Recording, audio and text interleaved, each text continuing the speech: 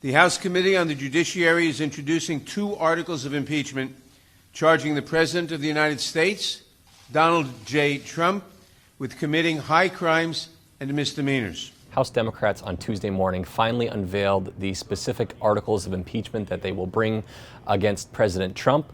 One of them is for abuse of power related to him trying to secure investigations from the Ukrainian government.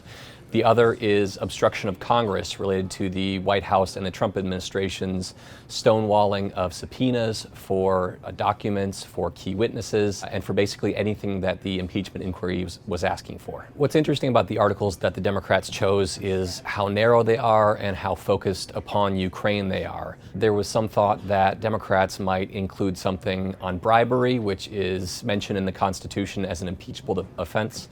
There was also some thought that perhaps they would include something from the Mueller report, particularly the obstruction of justice portions of the Mueller report, where Mueller found significant evidence in several instances that would satisfy the criteria for obstruction of justice. Democrats have decided they want to keep this focused on Ukraine. They want to keep it simple. Democrats did not begin the process by talking about bribery, but it's something that they warmed to over time, and it was looking for a time as though they might call this bribery rather than high crimes and misdemeanors. The bribe is to grant or withhold military assistance in return for a public statement of a fake investigation into the elections. So could we be looking at bribery? Yes. The problem there is if you call this bribery, there might be an onus to actually satisfy the statutory requirements for that specific crime.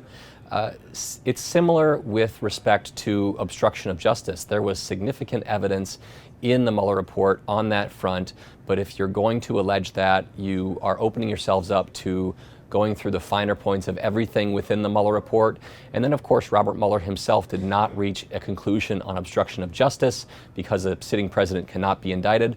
And actually, the Justice Department, in the person of Attorney General William Barr, actually cleared the president of obstruction. So were the Democrats to go down that road, they would essentially be impeaching the president for something the Justice Department had cleared him of.